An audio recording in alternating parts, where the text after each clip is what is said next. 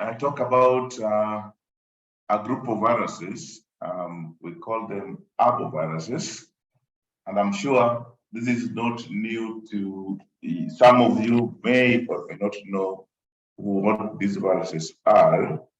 And to begin with, I want to pose a question to you, and you can share with me the answers on the chat. What are arboviruses? What are arboviruses? I want to see from your responses on the chat. Any idea what arboviruses are? Arthropod-borne viruses, arthropod-borne viruses. Yeah, so I think only two people. Vaccinated by vectors, viruses transmitted by vectors, infected arthropod viruses. Yes, good. I think that's good enough. I'm sure some people are still waking up. Please wake up quickly so that we are together. I want us to be, this lecture to be as interactive as possible. And so today we're going to look at a group of viruses. Remember early in my presentation, when I was introducing viruses, I mentioned that viruses were at some point classified based on their mode of transmission. So there are certain viruses which just share. One of the things they share is that the mode of transmission or what transmits them is the common thing that they share, and as such, they are grouped as such. And so today we're going to look at those viruses which are, classified based on the vectors that transmit them.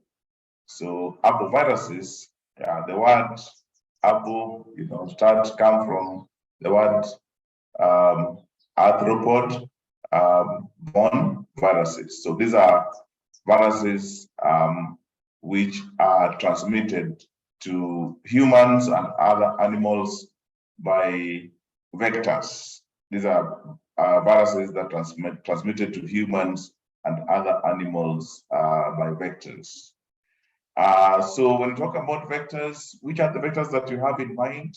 Do you know the vectors that transmit these viruses, arboviruses? Can I see on the charts? Which are the vectors that transmit arboviruses? Mosquitoes, ticks, mosquitoes, ticks, ticks, mosquitoes, ticks, mosquitoes, ticks, mosquitoes, ticks, mosquitoes, ticks. Good. So that's good enough. So the vectors that transmit these viruses can be found in the next slide. Oops, sorry. I think I've moved.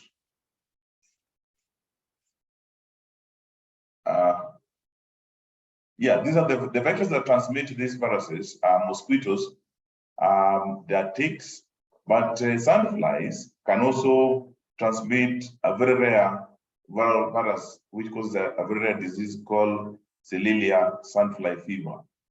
So there are three groups of vectors that can transmit viruses. Mosquitoes take the largest, in terms of the number of viruses that transmit, to humans and other animals. Mosquitoes transmit, a virus called Japanese encephalitis virus. They transmit dengue fever virus. They transmit yellow fever virus. They transmit rift valley fever virus, and they transmit a number of viruses that are associated with viral encephalitis. But the number of viruses listed here is not complete. We know of other viruses like Zika viruses, Onyong virus.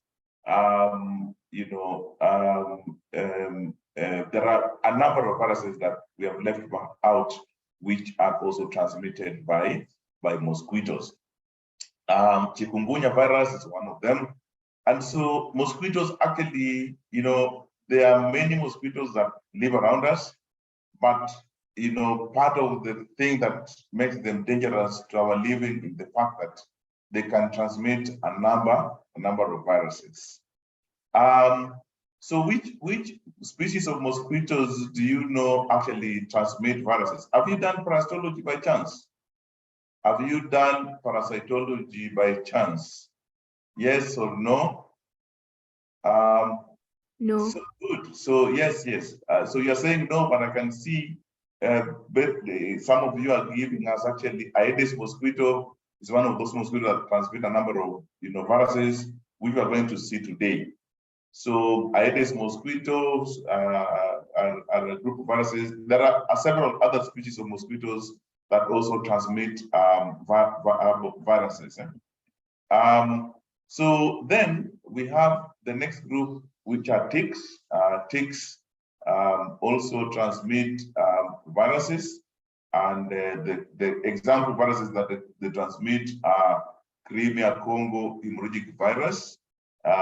Crimea Congo hemorrhagic virus is transmitted by ticks. They also transmit another virus called Casanul forest disease virus, and also they transmit several viral and viruses that are associated with encephalitis. Now, any tick that you know that transmit viruses, for example, the Crimea Congo hemorrhagic fever virus,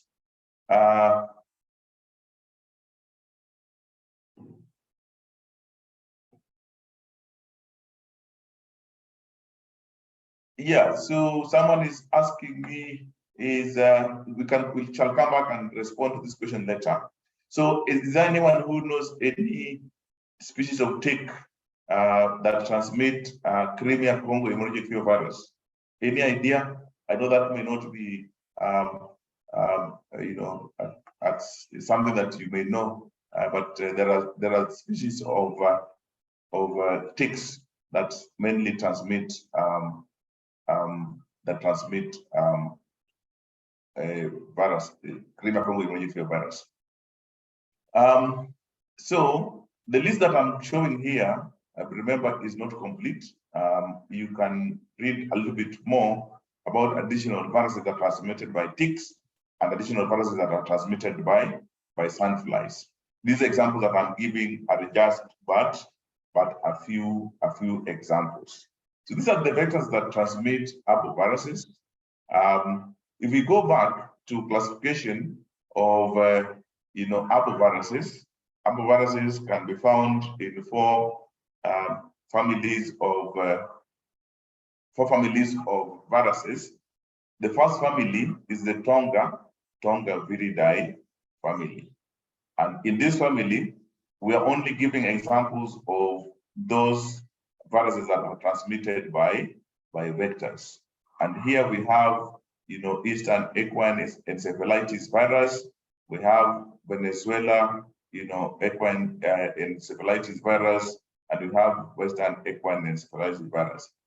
Remember, the names of these viruses are sometimes given based on, where they have been identified. So the next family of viruses that harbor arboviruses are the Flaviviridae. And here we have yellow fever virus, which most of you are aware of.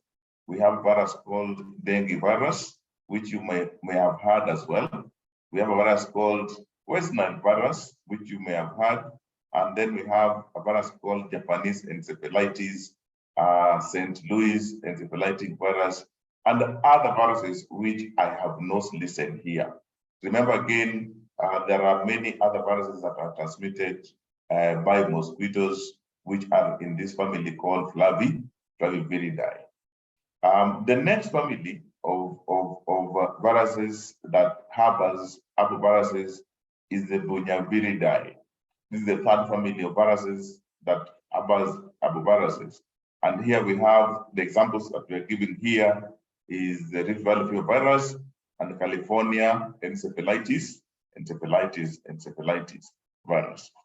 And finally, we have the Rheoviridae family, and amongst the members of the Rheoviridae family, the only virus that is transmitted by vector is called Coronado tick fever virus. So remember, these are the main four family of viruses where we find viruses that are transmitted by vectors. And these vectors could be mosquitoes, they could be ticks, they could be flies. So these are the family of viruses that harbor arboviruses.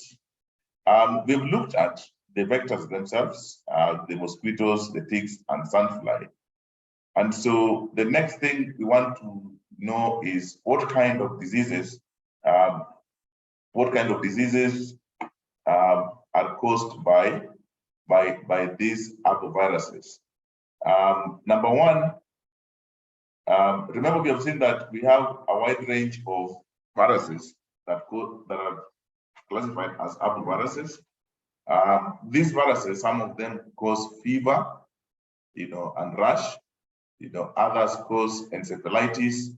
Encephalitis is the damage, inflammation of the brain. Others also cause hemorrhagic fever. Because fever and rash are common symptoms which could be shared by a number of other viruses, sometimes it is very difficult to pinpoint whether someone is suffering from arboviruses just based on the fact that they're presenting with fever or rash. Because diseases like influenza, rubella, and other antiviruses also present with the same symptoms. The same with encephalitis.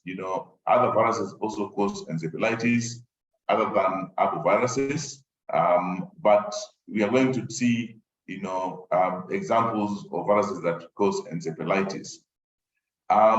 Another, disease which is common to arboviruses is what we call hemorrhagic fever disease.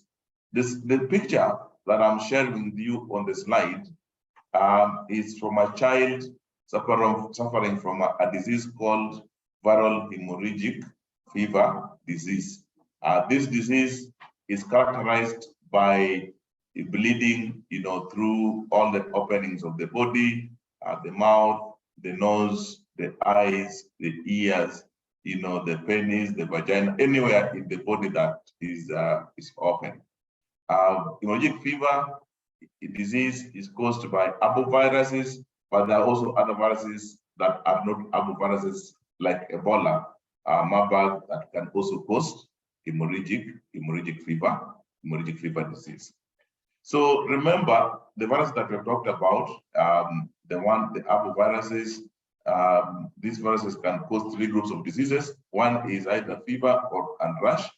The other disease they may cause is encephalitis, as well as hemorrhagic fever disease. Hemorrhagic fever disease, the reason why it causes bleeding throughout the openings of the body is because when a virus causing this disease gets into your body, they actually go and make the membrane, the blood vessels in your body become permeable, and then the blood starts getting out of the blood vessels, and you end up with bleeding. And this is a very serious disease that affects humans.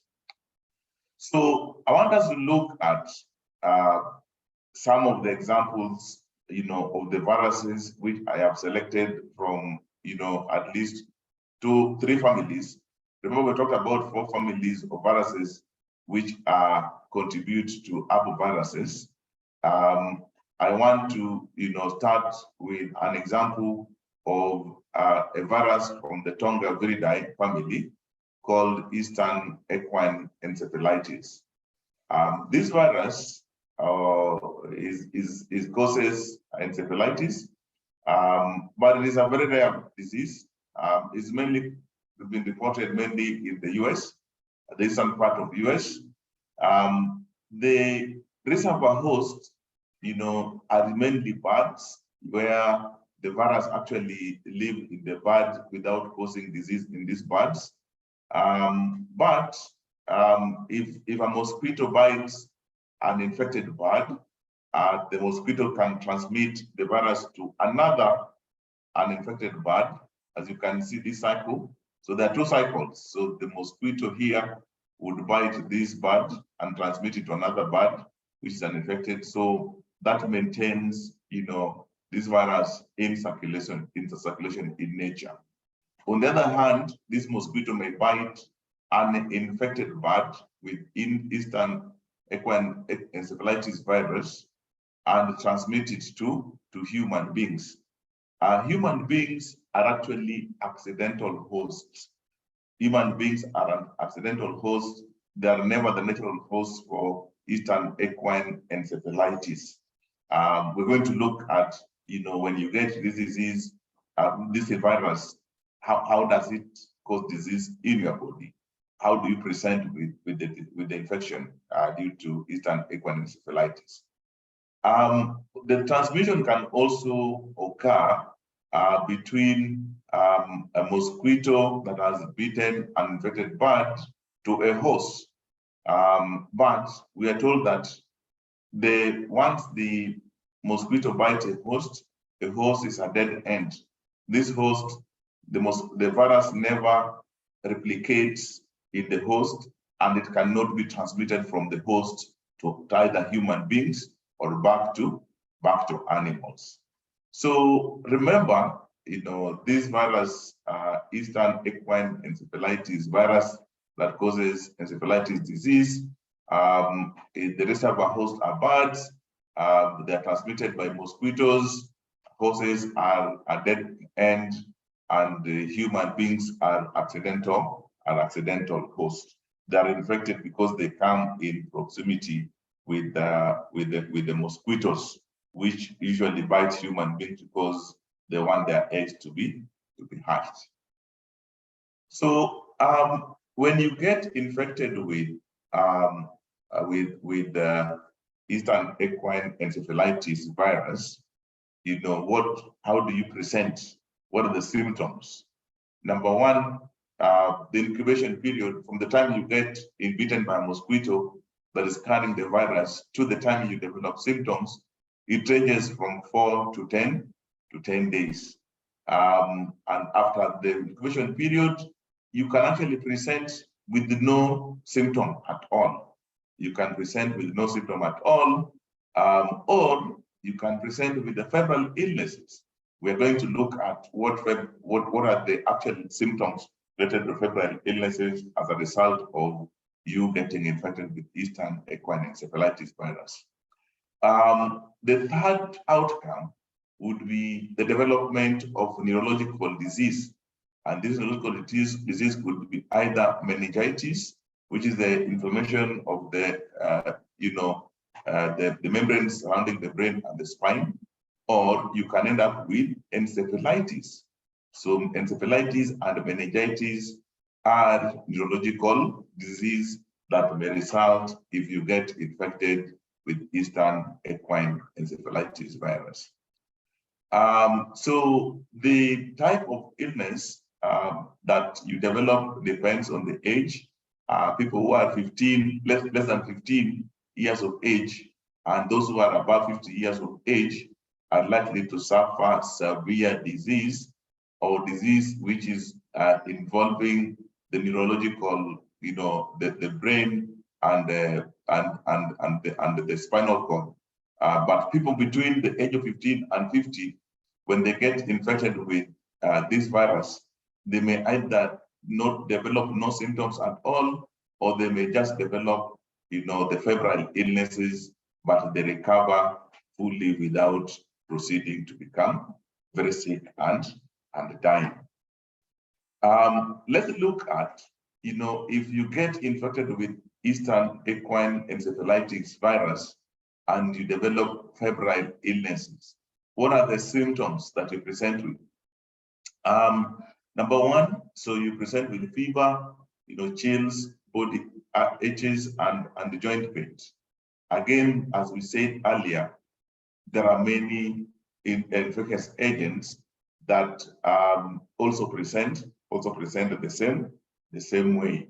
So it is very hard at this particular point to know that someone is suffering from Eastern equine encephalitis disease. The only way you can start suspecting that this person could be infected with this is if the person has been in the region where this virus is endemic. And this is mainly in the East Coast of the United States of America, where the birds that are harboring this virus can be found.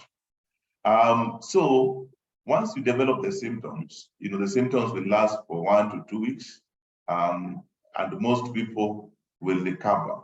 And most people will recover, and many people who are between the ages of 15 to 49.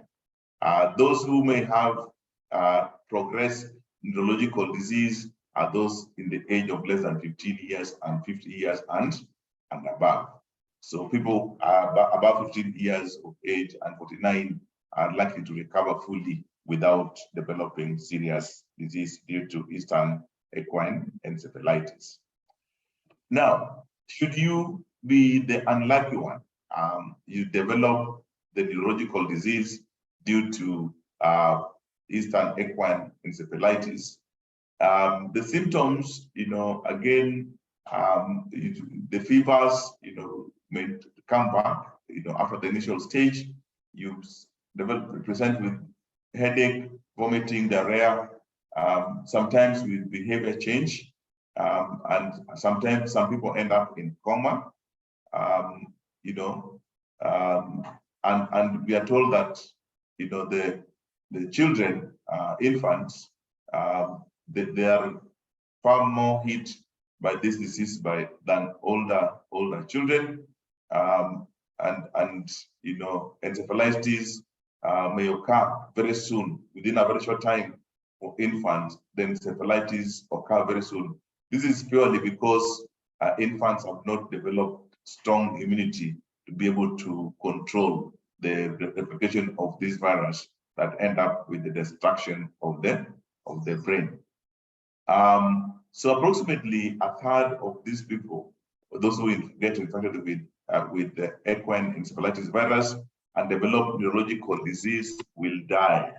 So if 10 people get infected, 3 of them are likely to die if they develop neurological disease. So death normally occurs 2 to 10 days after the onset of symptoms. However, many people who recover, there are people who recover who will not end up dying. The 3/4, they may end up with long-term physical and mental impairments. These people, may present with, certain conditions ranging from brain not functioning very well to, intellectual impairment. These are guys that, you give them a book to read, ask them to, recite the book, and they'll not be able to do that. You ask them 1 + 1 = 2, and they tell you 1 + 1 = 10.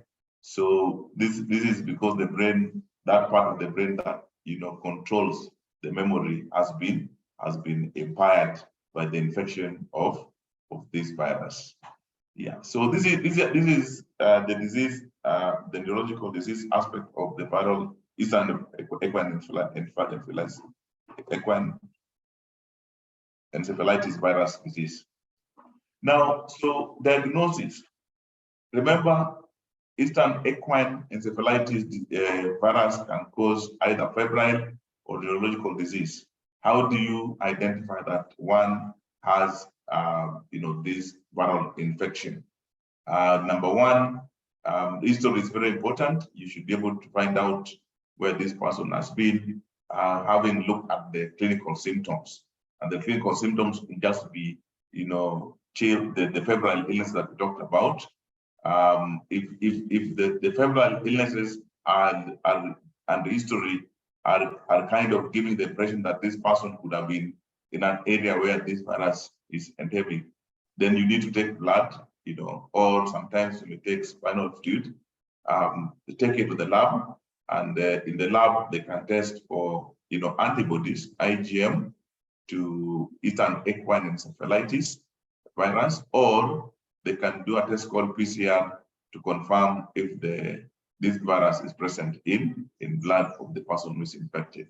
So this applies to both patients presenting with febrile illnesses, as well as those patients which are presenting with neurological disease. So that is how the diagnosis is performed. It's both history, clinical, and laboratory diagnosis as a combination. In terms of treatment of this virus, we're told that there is no vaccine and there are no specific antiviral agents that have been developed for the treatment of this virus. So normally, when such a person presents to the hospital where you don't have a vaccine and there's no treatment, the person would actually be admitted and followed, given what we call supportive care, just to make sure that, you know, if they present with other complications, that the hospital is able to control. Because of you end up with fever, you know, headache, and general body weaknesses. Sometimes, you know, painkillers can be used to manage the disease, but painkillers usually, you know, not really the treatment for this particular disease. And so, so that is an example of a Tonga, an arbovirus, within the Tonga viridae family, Eastern equine encephalitis virus, a very rare disease. It occurs, you know, in the US, about 11 cases are reported every year. We've learned that this virus, the main reservoir host are birds, where the virus hides without causing any disease in these birds. But if a mosquito bites a bird which is carrying this virus, the mosquito can spread this virus to humans, but can also spread the virus to horses. And horses are dead end. Human beings are accidental hosts, where, you know, the human beings can develop a variety of diseases, ranging from no disease to febrile illnesses to neurological disease, which are very fatal, leading to a third of those who are infected dying of the disease. So this is an example of Arbovirus from Tonga viridae family. I want us to go to another family and look at an example of one. I can see there are several questions here. I want to just go through a few quickly, just to see if there's anything that I can catch. Oh, someone actually got the ticks that transmit Crimea Congo viruses, which is Ixodol. Ticks. Someone is asking, is filoviridae also an arbovirus? We shall be looking at filoviridae. Filoviridae are the viruses that belong, they are the Ebola, the Marburg viruses. We shall look at them in another group of viruses, but they are not members of arbovirus. So someone is asking, why does the age determine the severity of Eastern equine encephalitis virus? And I can see that people are giving answers here. I think children are more likely to have severe disease. That is correct. But, you know, immunity, exactly. So most viral diseases, what determines whether we are able to control them or not, it depends on how strong our immunity are. So remember, I told you that people who are 15 years of age and less, and those who are 50 years and above, are likely to suffer severe disease. They're likely to suffer a neurological disease, because as you grow old, your immunity also wanes off, the same as children who are less than 15 years of age are likely to have lower immunity than those who are, you know, above 15 years of age. Dead end in Amanisha, dead end. So I talked about horses as dead end hosts of Eastern equine encephalitis virus, meaning that this virus is unable to replicate in horses. It does not cause disease in horses. So it means that the virus can do nothing. So when a mosquito bites, an infected mosquito bites a horse and inject maybe 10 copies of Eastern equine encephalitis virus, those viruses will actually die on their own without replicating or causing the disease in horses. Human beings are accidental hosts, and they can also transmit the virus. They are accidental hosts because this virus is able to, when they get into human being, they are able to replicate in human beings, and that is how they end up causing disease. And as we have seen, being able to even access the brain and the spinal cord where they can cause the disease. That host cannot be used to transmit, correct. Can see these are probably responses. So someone is asking, why can't we classify particular stomatitis virus under arboviruses? It is an arbovirus. Remember, I said we cannot. So if you go and read about arboviruses, there are many. In this class we can't name all of them. I was giving just but a few examples. So what's special about roses that makes the viruses unable to replicate within the system? That's a very good question. So for a virus to replicate in your body, remember what we talked about during the replication of virus. There's a viral attachment to the receptor on a host cell. And that attachment is usually very specific. So you will find, for example, in a human being, HIV virus will only infect CD4 positive T cells, but the HIV cannot infect B cells. It can't infect other white cells because CD4 positive T cells have got a receptor called CD4 receptor. Now, the cells in the horses, there is no corresponding receptor for Eastern equine encephalitis, and therefore, when the virus gets into the host, it cannot find any cells that it can replicate on, and for that reason, the virus is unable to replicate. Is infection like so? How is the mosquito able to transmit equine encephalitis but not HIV? That's a very good question. How is mosquito able to transmit equine encephalitis but not HIV virus?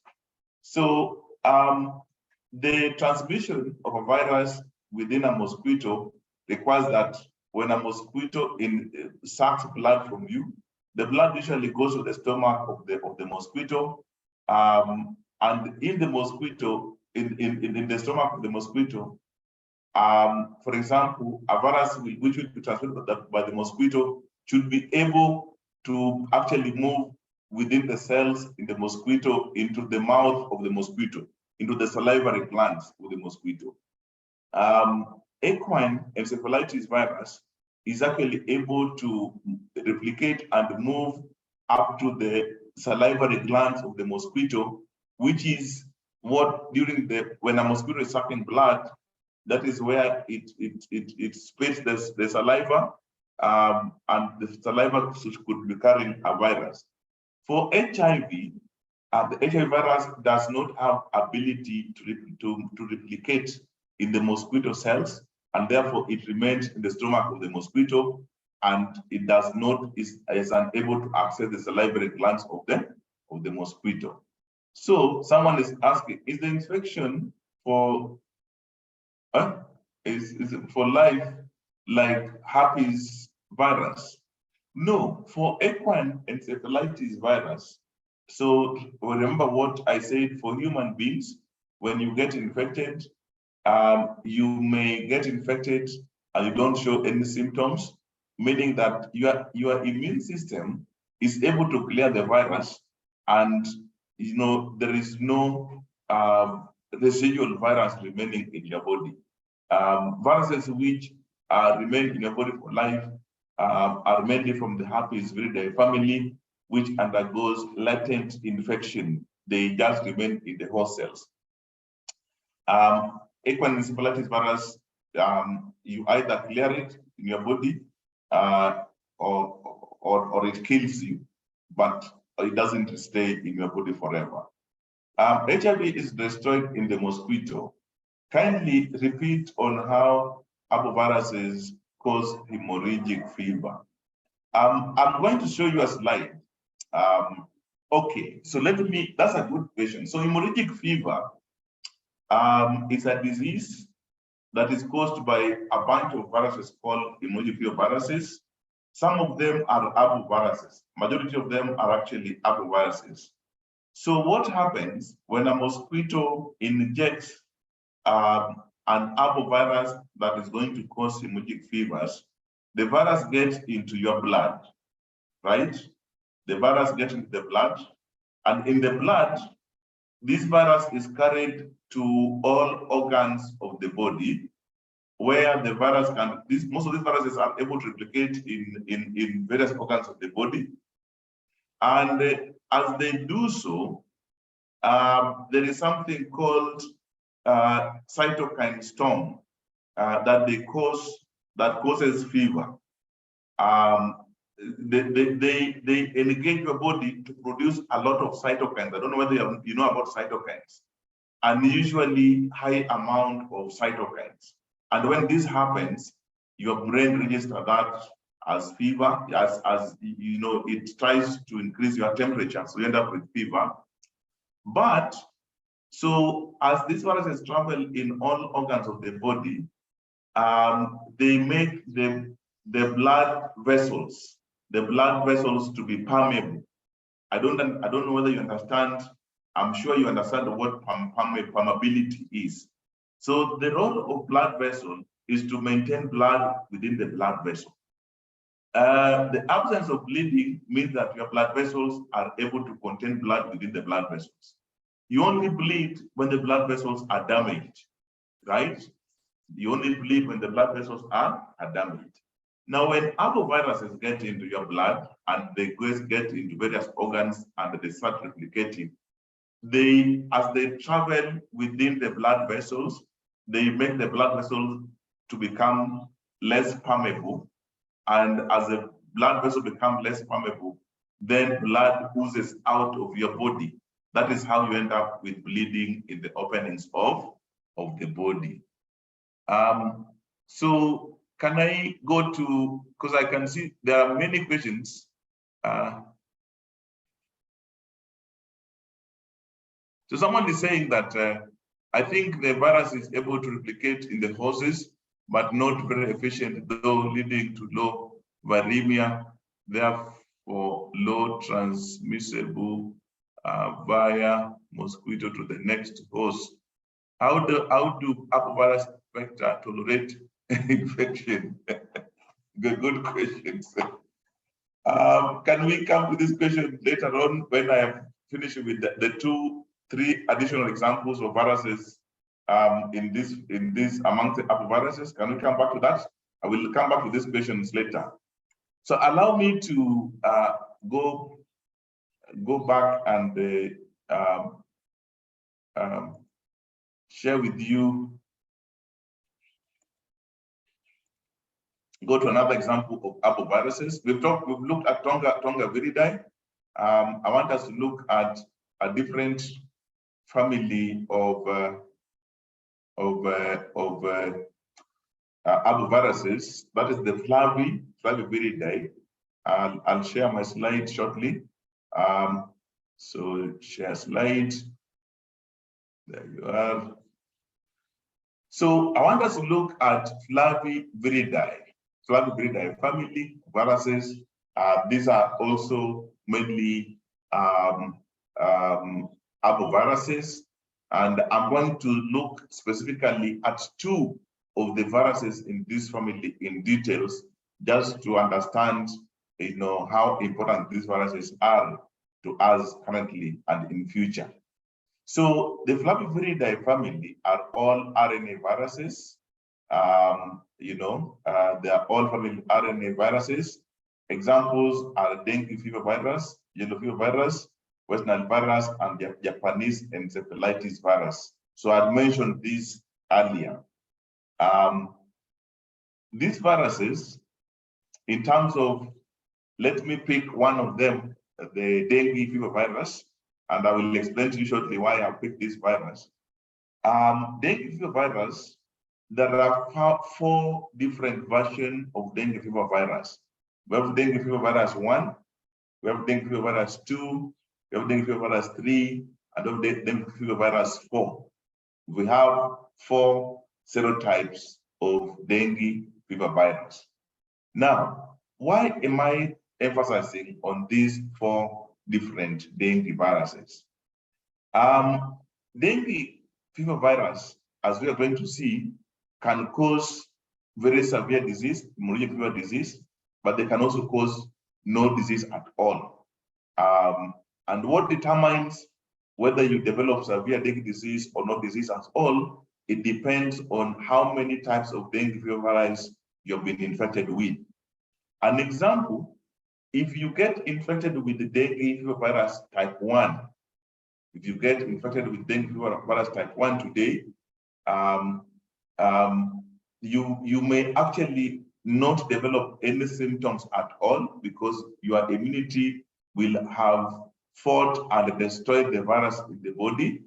And when you recover, you develop long-lived immunity to the virus. So dengue fever virus, if ever again you are bitten by a mosquito carrying dengue fever virus 1, your body will already have immunity to protect you against dengue fever virus 1. On the other hand, you can also develop symptoms of dengue fever virus 1, which we are going to look at. But if this was the first time you are getting infected with dengue fever virus 1 or dengue fever virus for that matter, the symptoms will disappear. You will also develop long life immunity. And in the future, if you ever get infected with dengue fever virus 1, your body will have immunity and you will be protected. I hope we are together so far, as I'm trying to explain to you why it is important to understand these different types of dengue virus and the type of a disease that you may end up with. So when you are getting infected for the first time with any of the dengue fever viruses, you are likely to not to develop any symptoms, or if you develop symptoms, the symptoms will go away without you getting serious dengue disease. And once the symptoms go away, then you are protected against that particular dengue virus. Now, here's the problem. So if I got infected, if January 2022, I got infected with dengue fever virus 2, either I did not present with any symptoms, or I presented with symptoms, but the symptoms disappear over time. It means I developed immunity against dengue fever type 2. Are we together? If in October 2022, I get infected with either dengue type 1 or dengue type 3 or dengue type 4, I will become sick, I will develop symptoms, and I'm likely to develop serious dengue disease, which is a hemorrhagic fever disease, and I may die. Infection with one dengue virus only protects you against that particular dengue virus. If you get infected with dengue type 1, you're only protected against dengue type 1. If you get infected with subsequent dengue viruses, you are likely to become very sick. So I want you to understand that. Having said that, let's now go ahead and talk about dengue a little more so that you understand what are the natural hosts for the dengue viruses, the vectors that transmit them, the epidemiology, and the diseases due to dengue virus disease. So number one, when we are looking at Eastern equine encephalitis, we noted that the natural host for Eastern equine encephalitis are birds. For dengue virus, the natural host are non-human primates. And non-human primates are the monkeys and the chimpanzees and the gorillas. Remember, monkeys are very common in our vicinity. And we are being told that dengue, the natural host for dengue virus, are non-human primates. In these non-human primates, dengue virus does not cause disease. They don't cause disease in non-human primates. So monkeys, the chimpanzees, the gorillas will harbor this virus, but they don't get sick. Point to note. Now, if you look onto my slide, the last point, the second last point, is that 2.5 billion individuals are at risk of infection of dengue fever virus. This data was for 2010. In 2010, epidemiological evidence showed that about 2.5 billion people globally are at the risk of getting infected with the dengue virus disease. What was the global population in 2010? Can someone, tell me the then population, global population of human population in 2010? Any idea? What is the current? I think let me start from, so good. So the estimated population in 2010, human population was about 5 billion, right? About 5 to 6 billion.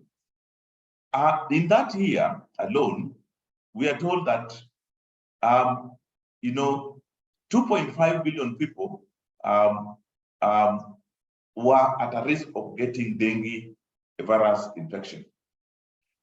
Remember, I'm using the word at risk, not infected. 2.5 billion people were at risk of getting infected with dengue virus disease. If you look at the map on my slide, maybe I can show this, I can show it larger. If you look at the map on my slide, are you able to see the map on my slide? Yes? So this is the continent. I mean, this is the globe. And the globe have many continents. And as you can see, the continents which are shaded, I don't know what this is, yellow or orange. No, this can be, or pink, whichever color it is. These are continents where dengue fever is endemic. If you look at these continents, they are South America. If you look at this is South America, dengue is endemic there. Africa, dengue is endemic. And Southeast Asia, dengue is endemic. Remember, all this part of the globe, those people were not at risk of getting dengue then, right? In terms of Kenya, is dengue, based on this map, is dengue virus endemic in Kenya? Yes? Yes, it is endemic. Kenya is actually shaded as one of the regions of the globe where dengue virus is endemic. Now, the last point on this slide is that in the same year, 2010, about 40 to 80 million people were infected with the dengue fever virus. 40 to 80 million people were infected with dengue fever virus. And it was estimated that that infection was, annual, and so you can see that this virus has a potential of infecting almost half of the globe, and it infects quite a number of people annually, about 40 to 80 million people annually. Okay, so as I talk about this virus, I always, as a virologist, I always feel that when we think about the next pandemic, we should have dengue fever virus in our mind. We have had pandemics of influenza, we have had pandemics of coronaviruses, but in my thinking that in future, dengue fever would be one of those viruses that may cause pandemic. Why am I saying so? Number one, the natural host for dengue fever virus are very common in many parts of the world. The monkeys are very common in many parts of the world. Number two, the mosquitoes are also growing in numbers as global warming takes shape. Number three, traveling has become so easy that you get infected today with the dengue virus. You go to America, you have the virus is getting in your body. You get bitten by a mosquito in America. That mosquito bites somebody else in the US, and they become sick and they continue spreading. So please take note of this. So dengue virus, like most arboviruses, they present with the different stages of disease. Number one, if you get infected, you may actually not develop disease at all. You may not develop symptoms. And that is majority of people who get exposed to one of the 4 dengue viruses for the first time rarely show symptoms. And only a proportion of them will end up showing what we call dengue fever disease, which is a febrile illnesses, characterized by headache, muscle and joint pain, rash, and leukopenia. And most of these people recover.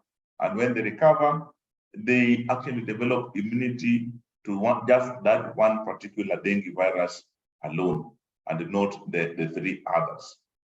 Now, there are people who end up developing what we call dengue hemorrhagic fever. This is the serious form of dengue hemorrhagic disease. And here, remember what I said earlier, this mainly occurs if you are getting infected for the second time with a different version of dengue. You have been infected with either dengue virus 4, now you are getting infected with dengue virus 3, 2, or 1. Again, you will present with fever, and then you start bleeding in different parts of the body. And this can lead to another disease called dengue shock syndrome, which leads to death. So dengue may present with 2 clinical symptoms. One is dengue fever febrile illness, which is a self-limiting disease, or it can also present as dengue hemorrhagic fever disease. In terms of transmission of dengue fever virus, we have 3 levels of transmission of dengue fever virus. The first level of transmission, let me take, I hope you're seeing my cursor. Remember we talked about the natural host for dengue as the monkeys, the chimpanzees, and the gorillas. This transmission, so an infected monkey is bitten by a mosquito. The mosquito now carries the virus. It bites another monkey which is not infected. That monkey becomes infected, and the transmission continues. This kind of transmission is called sylvatic or the jungle type of transmission of dengue that mainly occurs in the forests where monkeys normally live with the mosquitoes. So that's one form of transmission of dengue virus. The other form is when an infected mosquito has bitten an infected monkey. When a mosquito bites an infected monkey, it then carries the virus. And if humans, go to the forest, either to gather firewood or to go camping or to go for other activities, they may actually be bitten by a mosquito which is carrying dengue virus, and then they also become infected. When this guy go back home to the town or the village, the virus will be replicating in him, and if he's bitten by a mosquito, that mosquito can transmit the virus to another human. So we have human to human transmission. So remember, transmission of dengue is non-human to non-human primary transmission. That is number one. Non-human to human transmission, that's number 2. Human to human transmission, that's number 3. And the 4th mode of transmission of dengue virus is what we call trans-ovarian transmission of dengue virus. What does that mean? Has any one of you heard of trans-ovarian transmission of dengue virus? Has any one of you heard of trans-ovarian transmission of dengue virus? Anybody who has heard of that? Mohammed says no. Anybody else? Anybody else? Anybody else? No one. No one has ever heard of trans-ovarian transmission of dengue virus. Parents to offspring. I like that. That's a very good guess. Yeah, it's very close. Trans-ovarian from vector to larvae. Correct. I'm sure you must have Googling this. This is the power of having internet on your hands. So trans-ovarian transmission basically means that once a mosquito sucks blood that is containing the dengue virus, remember the aim of mosquito in suckling blood is to make sure that the eggs bathe in blood that will make the eggs hatch into mosquito. So when the mosquito sucks blood and is containing the dengue virus, when the blood mixes with the eggs, the mosquito can actually be transmitted in the mosquito's gut to the eggs directly, right? So when that egg hatches into a mosquito, that mosquito will already be carrying dengue virus. So that is what we call trans-ovarian transmission of dengue virus. Okay? So that is how dengue virus is transmitted. In terms of treatment, there is no treatment for dengue virus. Again, there is no vaccine for dengue virus, although a lot of work is currently ongoing, and several vaccines are actually being tested, which are being developed to protect people against dengue virus disease, but none of them has been licensed for treatment of dengue virus. So basically, treatment is mainly replacement of plasma. People who are losing blood due to hemorrhagic fever, and that is it. So you just pray that you recover. If you don't recover, there's no treatment for dengue. So so that's about the treatment about dengue. The other virus that I wanted us to talk about is yellow fever. I hope we'll get time to talk about the last virus, which is the yellow fever virus. Again, you guys have heard of yellow fever virus. It is not a new disease. It's a very common disease.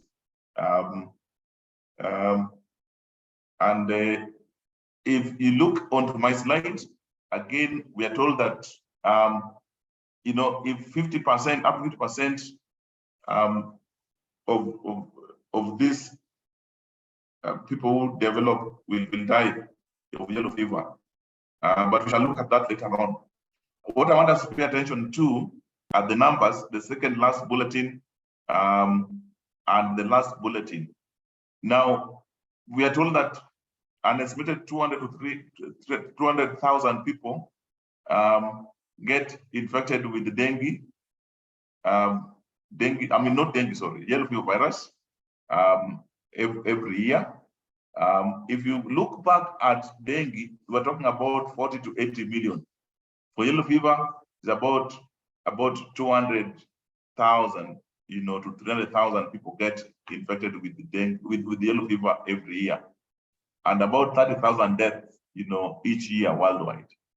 So these are very low numbers if you think about, if you compare this virus with dengue fever virus that we looked at before.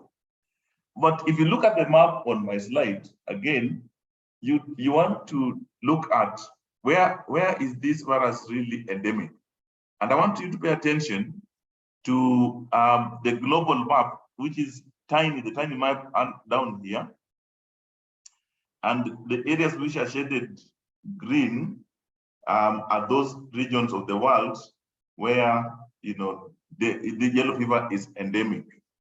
And you can see that again, South America and Africa represent the regions where yellow fever is endemic.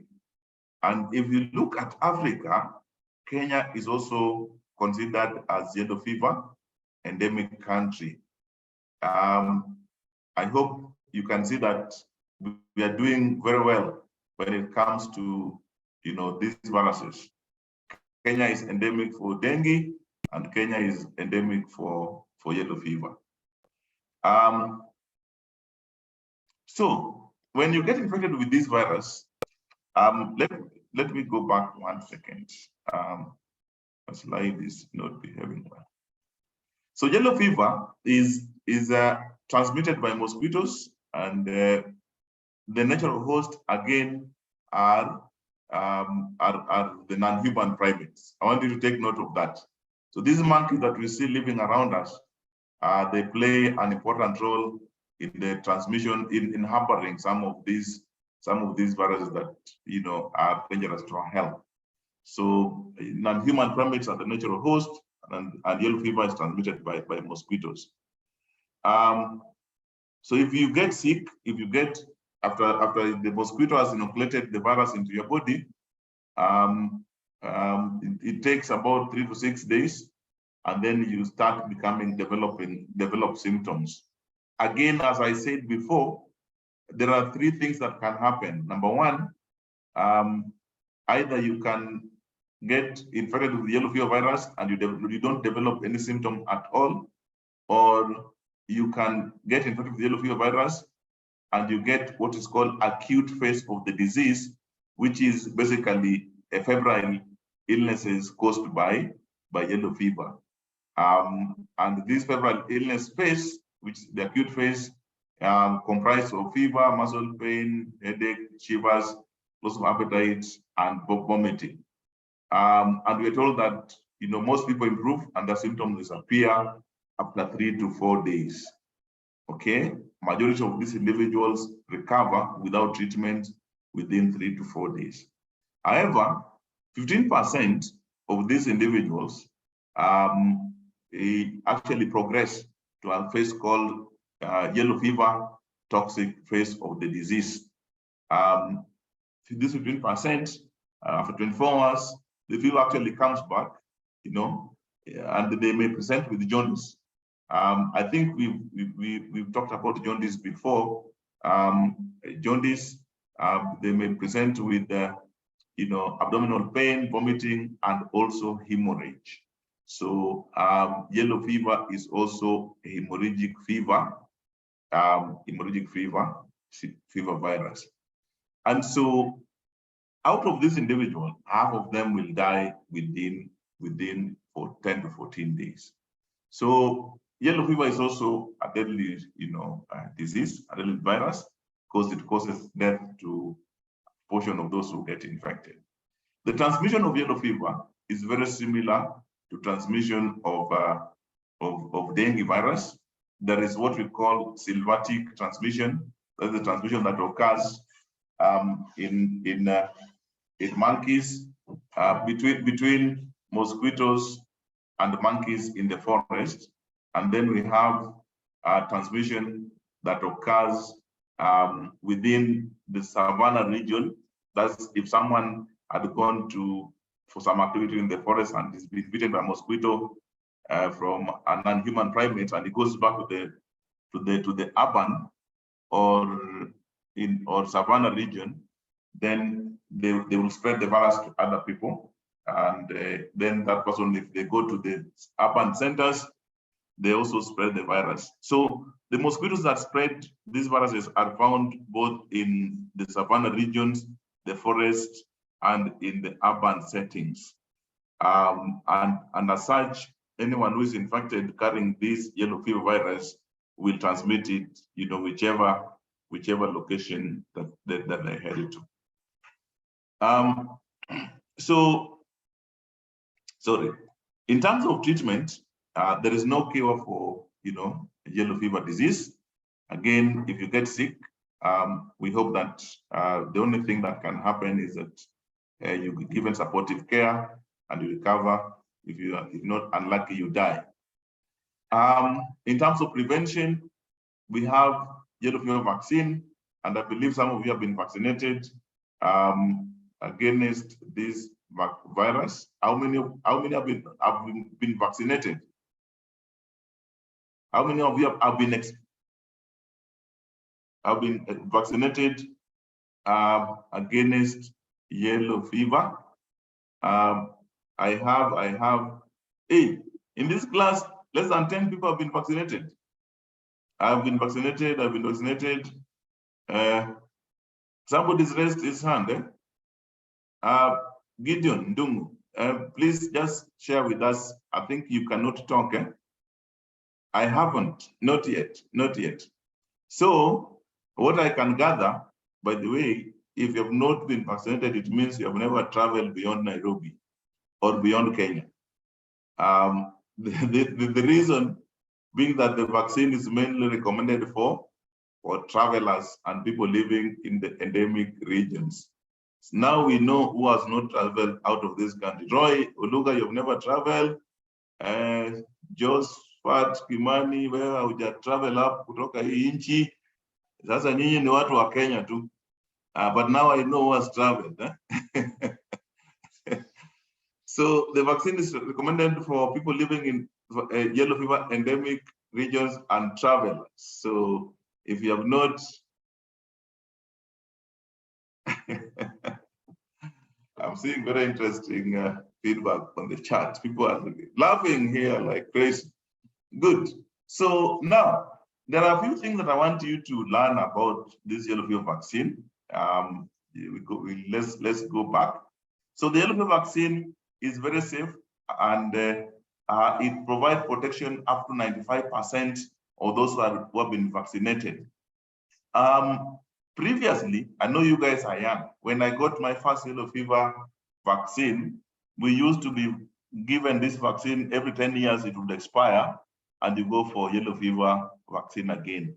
But those who are getting the vaccine now, it is like almost for life. So evidence is showing that if you get vaccinated with this vaccine, then you are vaccinated for life. Now, who should not be given this vaccine? Who should not be given this vaccine? We are told, number one, children aged less than 9 months should not be given this vaccine. Why? Why should children less than 9 months be given the vaccine? Why should, if can you get yellow fever? Very, very interesting questions.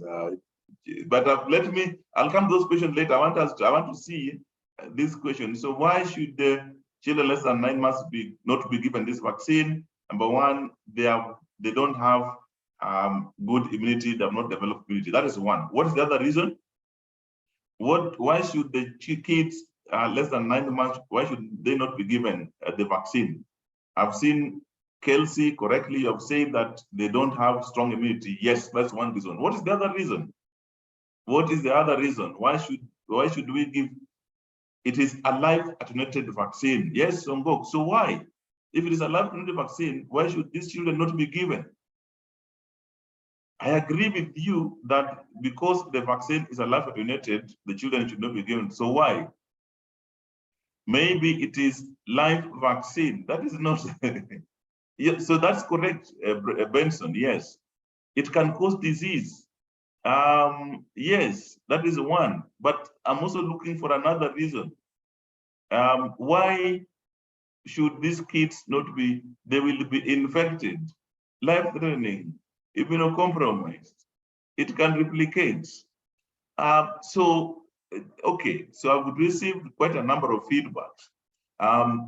So the reason why children less than 9 months should not be given the vaccine, number one, as correctly said by some of you, is that these kids have not developed strong immunity, and therefore the virus can change from being attenuated to a wild type and cause disease. That is number one.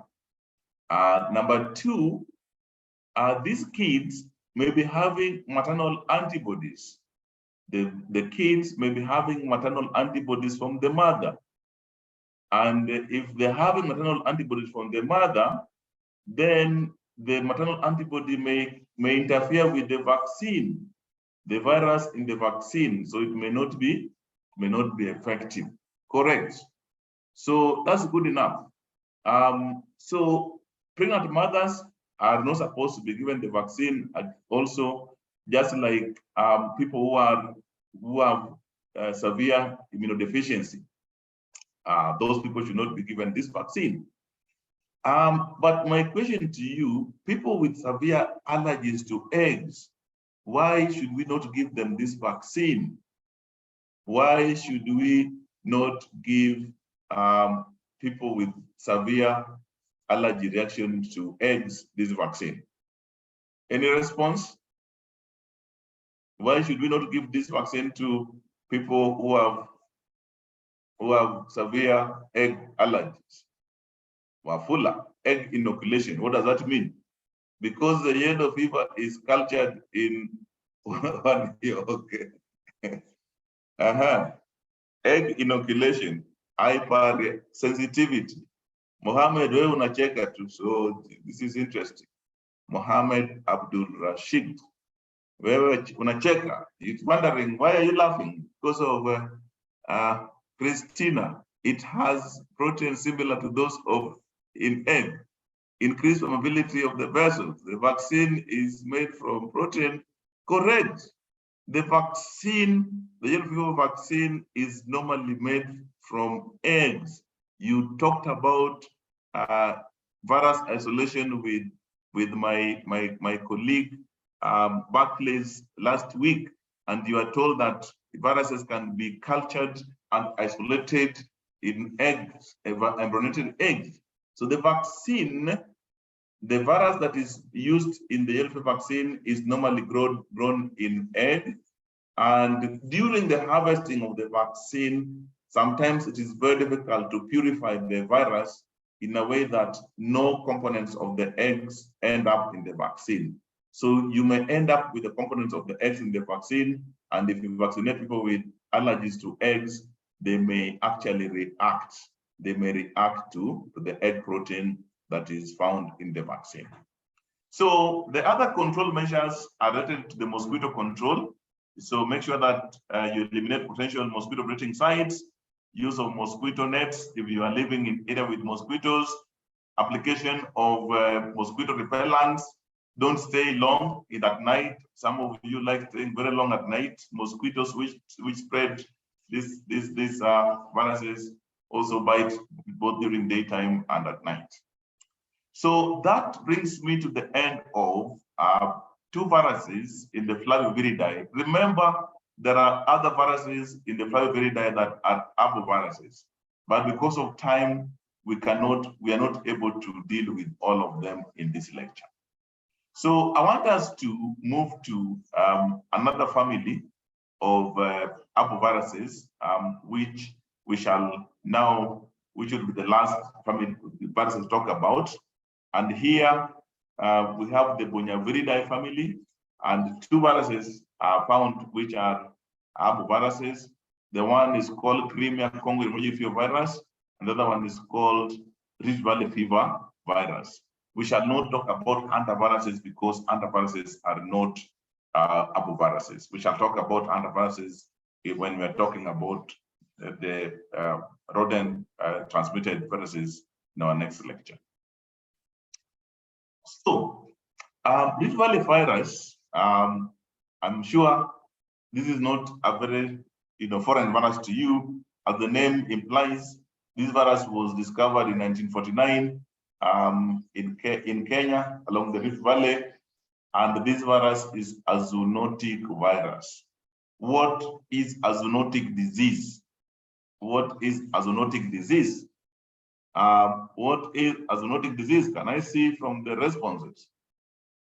Zoonotic disease, what are zoonotic diseases? We are told that Rift Valley fever virus is a zoonotic disease based on animals, infect both humans and animals, infect both, spread, acquired from animals. The correct word is the zoonotic diseases are diseases that human beings acquire from other animals. Zoonotic diseases are diseases that human beings acquire from other animals. And which animals are these? These could be domestic animals like the goats, the sheep, the cow, the camels, you know. They could also be wild animals, right? Like the buffaloes, you know, so these are diseases that we may acquire from other animals. So Rift Valley fever virus, the disease is mainly a disease of livestock. It infects goats, sheep, cows, and human beings get infected as a result of mosquitoes biting these domestic animals and transmitting it to human beings. The disease has been endemic in East Africa, in Kenya. We have had several rounds of disease outbreak of RVF in Kenya. So remember, this is the third disease that we are saying that is endemic in Kenya. We talked about dengue, talked about yellow fever. Now we're talking about Rift Valley fever virus. So the disease is transmitted from livestock to humans. Only this occurs during outbreaks. I want you to know that there are diseases which only occur during outbreaks, and this is one of the diseases that occurs during outbreaks. And why they occur during outbreaks is because it is very easy to predict when an outbreak of RVF is going to occur. Why do I say so? Number one, if there is flooding, if there's a lot of rainfall perpetuate the production of, it encourages the mosquitoes to breed, and you end up with the high density of mosquitoes. And if a mosquito then bites an animal which is infected, then it's able to spread this virus to other animals, and human beings now become infected. This is mainly occurs after rainfalls where flooding has occurred. So in terms of disease caused by Rift Valley fever virus, we have the mild form of Rift Valley fever virus disease and the severe form. The mild form are the disease after you have been bitten by a mosquito, or the transmission of Rift Valley fever virus can actually occur as a result of you being bitten by a mosquito, by a virus from an infected animal to yourself. But also, if for those who are handling animals, like, you know, it normally causes abortion in animals. So if you handle them without using protection, you may also acquire this virus. The incubation takes about 6 to 4 days. So those infected either experience no symptoms. And these are very common outcome of many viral diseases, that you get infected, but you don't experience any symptom at all. And some people may develop a mild disease, which is very similar to disease that we described for dengue, for yellow fever. Is you develop, you know, muscle pain, joint pain, headache, fever, and flu-like. And again, this one also disappear without treatment. And then you recover. And when you recover, you're protected against the Rift Valley fever virus. However, from a small portion of individuals, they end up developing severe Rift Valley fever disease. And this could be a disease related to the eye. It's called ocular disease, which presents between 0.5 to 2% of those people who have been infected with Rift Valley fever virus. Some individuals may end up with the meningoencephalitis. So the virus has the ability to go to the meninges, the spinal cord, the central nervous system, where it can cause infection and then end up with encephalitis. RVF can also cause hemorrhagic fever, and I've explained to you earlier what hemorrhagic fever is. So I want us to probably end up here because of time, but I want to look at some of the questions that you raised as we were talking earlier, so that I address some of your questions. Let me go to the charts.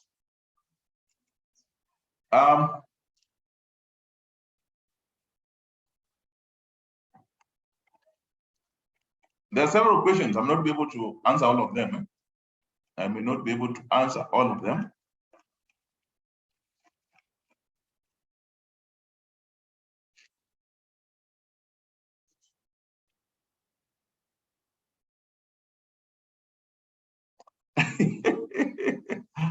I am very excited. Someone is saying, Peer Prof, wewe najua hauja travel. My friend, I have traveled in all the continents of this globe. So one of these days, I'll show you my passport.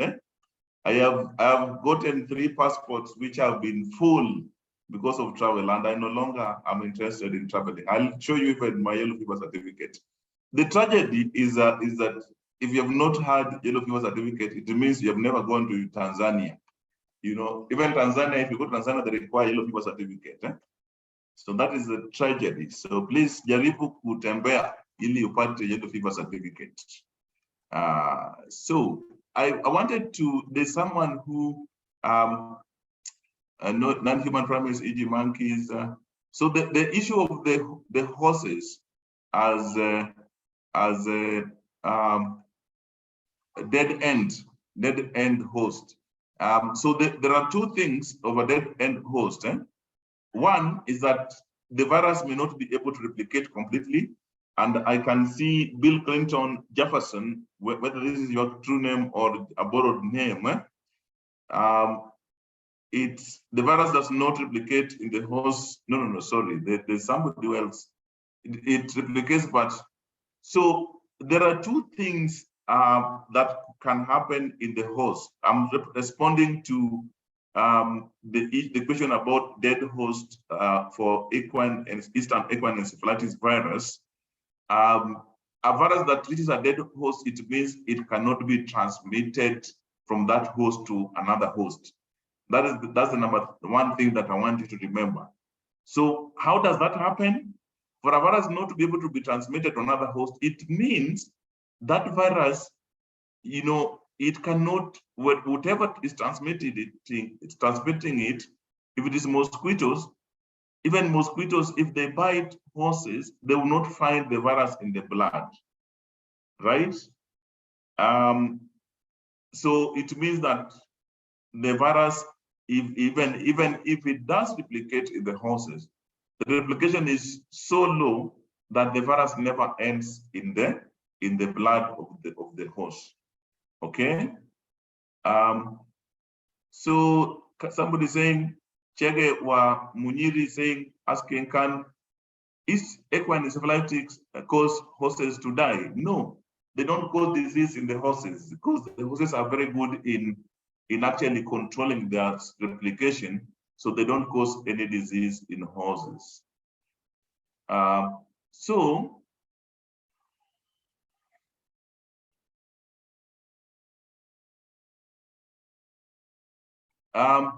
I'm just running through some of your questions. So virus can belong to 2 different groups. So someone is asking, Roy Oluga is asking, so a virus can belong to 2 different groups since vesicular salmonellosis is under the genus of Rhabdo. So a virus can be in one family, but you know, but you can also classify based on a disease. So you can have like what example can I give? What example? So you can have a virus like what is the best example here? So you within the same family of so we talked about Bunyaviridae, family.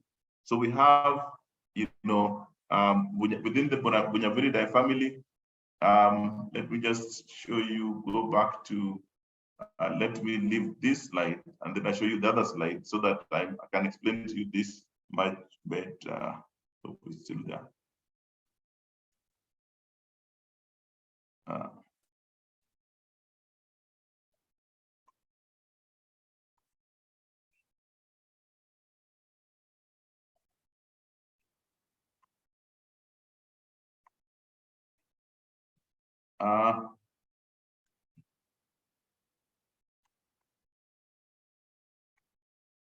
So what I'm trying to say is that, so for example, so let's look at so a virus can belong to two groups, depending on how the classification is actually made. For example, Reoviridae, under Reoviridae, we have a virus called rotavirus, which is classified under Reoviridae. But rotavirus is also classified as a gastrointestinal virus. So you can find it into two different groups, and that's the reason why the classification of viruses has been jumbled. Is not very straightforward. So you can find one virus being put in different groups.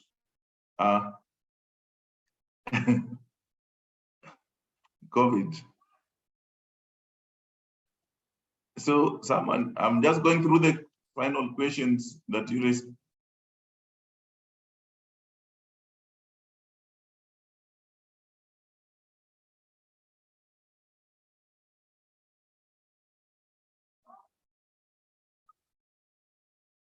Professor Kanya, hey, I'm just going through Kila. This is about the vaccine.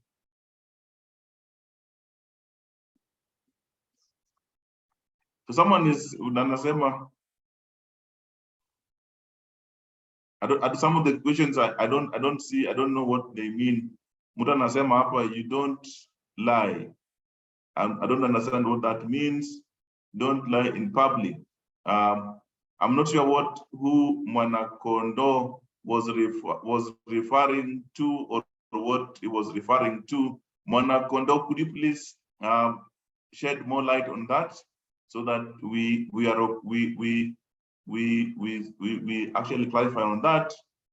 COVID vaccine was not cultured in eggs. Why did they recommend those with egg allergies to avoid the vaccine? Oh, Jesus Christ. So allergic reaction is so it is true that, so the COVID vaccines, we had a number of COVID vaccines. I'm not sure whether you know where they were all made, right? But some of them could actually have been made in the egg, because eggs are usually known to produce good quality virus, especially for attenuated viruses. But allergic reaction is not necessarily, related to the fact that the virus was cultured in eggs. So people could have allergies because of the other chemicals that are within the vaccine. A vaccine is never the virus itself. There are other compounds within the vaccine that can lead to allergies. So, hey, Otieno Odiambo, why lie on public platforms? So I don't understand. What is this lying about? How could the vaccine be cultured? Was highly classified. Most ineffective vaccine ever made.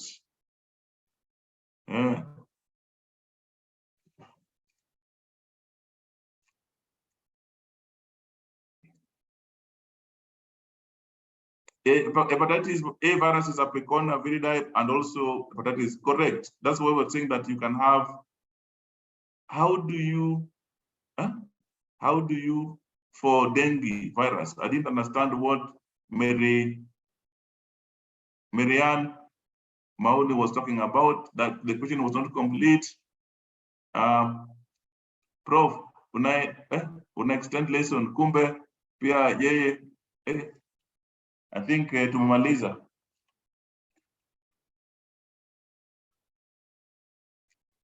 How do you test for dengue virus? You can take blood and you do this rapid test for testing for dengue virus. You know, it's a serological test, but you can also do a PCR to confirm for the presence of dengue virus. I think let us end the lecture at that. Someone is reminding me that I'm extending time, which is the time to eat. And I want to thank you very much. We shall continue with our lectures from Friday this week. Thank you very much. Muwe na siku njema. Thank you.